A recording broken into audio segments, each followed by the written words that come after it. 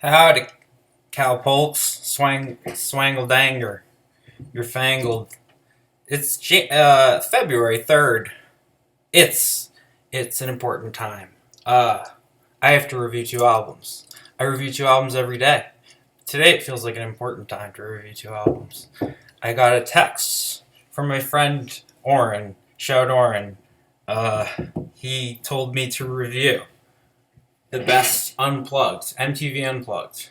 And I didn't have an idea, so I was happy for that.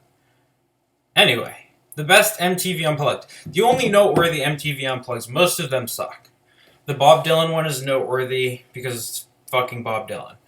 Uh, the performance is like mediocre versions of his hits. Apparently, he wanted to do like a bunch of like old folky traditional stuff and do like a different thing for the acoustic, but MTV pressured him into playing a bunch of his hits, so it's like a mediocre live Bob Dylan show from '94 or whatever year, and it's pretty good. There's a lot of great recordings of Bob Dylan live.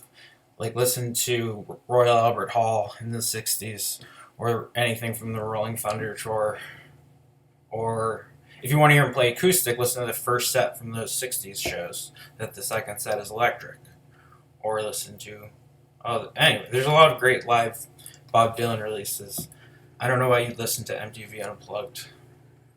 Same goes for the rap ones. Jay-Z did an Unplugged with like the Roots and people, I think, as his band. LL Cool J did one where like he had Tribe Called Quest come out and fucking De La Soul and shit.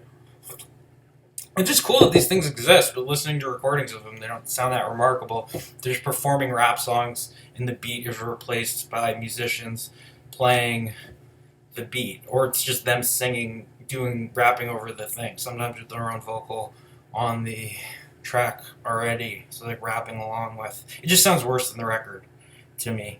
The Pearl Jam one is good. It's a good live acoustic. It's cool to hear that side of them. Same for the Stone Temple Pilots one.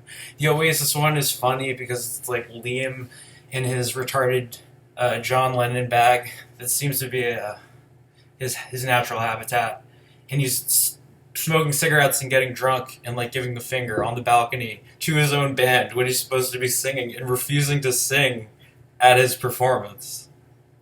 It's kind of magnificent. Maybe that's the best live, the best Unplugged.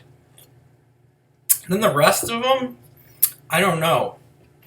I read a list of them and I was like, no, who gives a shit about these?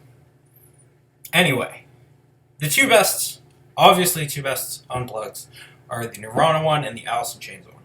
The Nirvana one, everybody recognizes is great. The Alice in Chains one, serious Alice in Chains fans, I think, consider it like a masterpiece, but it's not like critically rated that great. The band sounds tired and sick. Jerry's apparently is sick. Lane is probably dope sick or high or some however balanced version of happy and present he could be in whatever state Lane was in this period. This is like the last performance they had, I think. Same for Nirvana. It's pretty much the very last. And then the front men of these both kind of tragically, well, Lane like disappeared for a while and eventually died. Nirvana, Kurt killed himself. Or maybe not. We're not going to talk about that. We're going to talk about the Alice in Chains Unplugged, which is fantastic. It's so fucking good. Let me read the set list so I know what the songs are. Come on, Safari browser. Okay. Nutshell opener. I love Nutshell. Nutshell basically sounds acoustic on the record already, and it's so emotionally amazing, and the lyrics are incredible. Brother is okay. I don't know or love this song that much. Maybe it's on like the the tripod record, or the EP, the one that's Sap, the one that's not. Jar of Flies, which is my favorite Alice in Chains recording, and then Dirt is my favorite Alice in Chains record. They're a very good band. Lane Staley is an amazing singer. Jerry Cantrell is a very good guitar player. It's very cool to hear these songs stripped down, because the thing is, There's certain bands like Nirvana and Alice in Chains, their songs are so good that you can strip them acoustically and they don't just rely on weird guitar effects and stuff. There's actually a nice, melodic, beautiful song being sung by humans, performed by humans, with acoustic instrumentation, with no effects. And Nirvana and Alice in Chains are of that level. Apparently, Alice in Chains partied with Nirvana one night and did a bunch of blow. Kurt talked about it. So they were somewhat friendly, I guess. Nirvana's probably too cool to like Alice in Chains. Alice in Chains are great. Anyway, Nutshell opener. Brothers okay. No excuses. Sounds amazing acoustic. This is a great performance. Sledge Factory is like interesting, but it's also boring, which I guess is the opposite of interesting. So I don't know. I think I'm just afraid to admit to myself that Sledge Factory is not that good. It is like long and weird. Why didn't they do Rotten Apple? If they do Rotten Apple instead of Sledge Factory, this album is way better. Imagine acoustic Rotten Apple. You're welcome for that. Anyway. Down in a Hole. Amazing. Amazing song. Sounds great acoustic. Lane's voice sounds good. Lane's voice sounds perfectly fine to me. Apparently he's sick. Lane is always sick because he's a heroin addict. So he's in some form of sickness at all times. But he's lucid through this performance. Or at least they had to do shit a bunch of times and then they piled together the parts where he was coherent. Got Me Wrong honestly sounds better acoustic. The Unplugged version is my favorite version of Got Me Wrong. Angry Chair sounds good acoustic. It sounds really weird, but I like those chords without any amplification. You can hear how weird what the actual song is. Brewster is amazing. Sounds great acoustic. I don't think it's as good as the studio version, but it's very good. Got Me Wrong is one of the best Alice in Chains songs, and I prefer this version to the studio version. Heaven Beside You sounds amazing acoustic. I think they use acoustic on the studio recording of this. Wood is a powerful enough melody song. I love this song. This, I think, is the first Alice in Chains song I heard, and then I bought Alice in Chains records. And it's performed well. Frogs is where it gets kind of like boring and crazy. Like, it's not really jamming. It's this weird drony, which usually I'm into weird drony shit. I don't understand when Alice in Chains like leaves the structure of their songs. It annoys me, but I like want every other band to leave the structure of their songs. But it's like, I don't know. Jerry Cantrell's good at guitar. The drums are tasteful on this. It's hard to drum with an acoustic person, so props to Dave Grohl, props to the Alice in Chains drummer, which I don't remember his name. Sean Kinney. Sorry, Sean. Took me a second there. Anyway, Over Now sounds amazing. This is the definitive version of Over Now. Lane Staley's laugh at the beginning is so like menacing and great, and it's like the perfect ending to Alice in Chains' band, Over Now. It's literally called Over Now, and the lyrics to this are the perfect last lyrics for Alice in Chains to sing. In the same way that the MTV Unplugged Nirvana records the perfect ending for them, and literally is the ending for both of these. Killer Is Me is the last song. I wish they'd ended it Over Now. Killer Is Me does not do much for me, and the performance doesn't sound that inspired. Is this album good? I think it's a perfect 10. Is it as good or better than the Nirvana record everybody loves? Which opens with About a Girl, the most melodic song from Bleach, and it's a great version of it. Nirvana are generally... Kurt Cobain's a better lyricist, singer, songwriter, and the band is better than Alice in Chains, in my opinion. So I think this is going to be a better record. About a Girl is evidence as to why. Come As You Are is a good song. Unremarkable performances of both of these. Other than it's cool to hear About a Girl acoustic, I guess. Jesus Doesn't Want Me for a Sunbeam is where it gets amazing, because you don't have a recording of this. I didn't have a recording of this. I didn't even know it was a cover.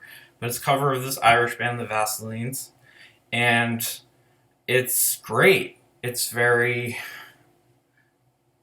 This version specifically, I think they have like a fucking accordion player, somebody on a viola. There's all this shit, just like tasteful noise that just doesn't interrupt. Does the opposite of interruption.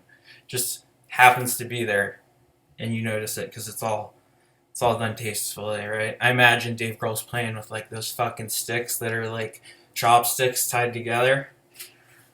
Anyway, Jesus doesn't want me for sunbeams. Sunbeams aren't made like me. Don't expect me to cry for all the reasons you have to die. Don't ever ask your love of me. Great song.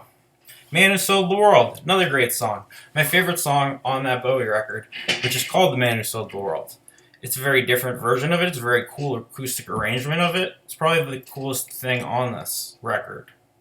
Just the fact that they did this cover and the version of it is stellar. Pennyroyal Tea, to me, this is the definitive version of the song Pennyroyal Tea. I don't really like the overblown... I love the album In Utero. It's my favorite Nirvana record. But specifically on Pennyroyal Tea, he takes this really pretty song lyrically and then just puts this sludgy kind of metal to it, which to me takes away from like understanding how beautiful it is, because this version of Pennyroyal Tea, it's like, holy shit.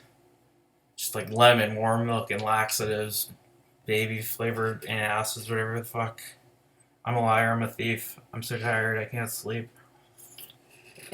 Jesus Christ. Into Dumb. Dumb is amazing. Dumb is already basically acoustic, and they got like a cello player to just like show up for one song and play on this. And fucking, it sounds amazing. Kurt's performance is great throughout this whole thing. So is Chris and Dave Grohl. Very good. Good live recording. After Dumb is Polly, which Polly kind of sounds acoustic on the studio recording. I like the new wave Polly, which is like the punk rock Polly. I wish they played it like that, at least live, more. But anyway, On a Plane sounds great acoustic. It's a great rearrangement. I wanted them to play Drain You. I wanted Allison Chains to play Rotten Apple, and why don't you play Drain You? Drain You sounds great on an acoustic. Play the Drain You. One baby to another says I'm lucky to met you. I don't care what you think unless it's about me. Then the Meat Puppets come out, and people are like bummed out that it's not Eddie Vedder. The Meat Puppets are better than Pearl Jam. The Meat Puppets are better than Nirvana. They have more 10 records. To me, these songs are great. You know what else is great? The rest of the songs on 2, which is the second Meat Puppets record, and it's not even their best record. They have 2 better records than this record, which is as good as these Nirvana songs. But people don't bother to listen to the Meat Puppets, or they disagree. I don't know. Anyway, 2 is very good. Goes through a lot of musical styles. I need to review Meat Puppets. The version of Oh Me is not as good as the Meat Puppets version. The version of Plateau, I think, is cool, and like a cool way to do it. And the version of Lake of Fire is also a good arrangement of it. I actually think the Lake of Fire one is an improvement on the original. The Oh Me is just like a attempt at the original that I appreciate because it's such a beautiful song. But I like the way that the Meat Puppets play it. Anyway, after that is All Apologies, which this is like the last show ever. So like how else can you end it but All Apologies? So, you know, you just like, you state everything you can kind of emotionally. Like, what else can I do? Everyone, everything, all the stuff, sorry. You would think that's the end. That's not the end. The end is Where Did You Sleep Last Night, which is a Leadbelly cover, and Kurt makes up this story. Oh, that reminds me, earlier, in Allison Chains Unplugged, they play Enter Sandman before they play a song. And that, I know, is a reference to Allison Chains was supposed to open for Metallica, and Lane got strung out on heroin, and they had to cancel the tour. And so, as a joke, Metallica would come out and play Man in the Box. So they played like a joke, Enter Sandman back at it. That's what I interpreted it as. Anyway, Where Did You Sleep Last Night? His version, very good. Howling vocals, kind of scratching his voice, hitting the register. In the way of the records I've talked about, the Harry Nelson, Stray Cats, the Animal Collective, the Neutral Milk Hotel, the, you know, The Screamers, the Throat Screamers. And it's a great version. It's a great melodic version of a blues song. Very sad kind of elegy for his life, if you want to think about it as that. I already passed 15 minutes, so Hare Krishna, sorry about the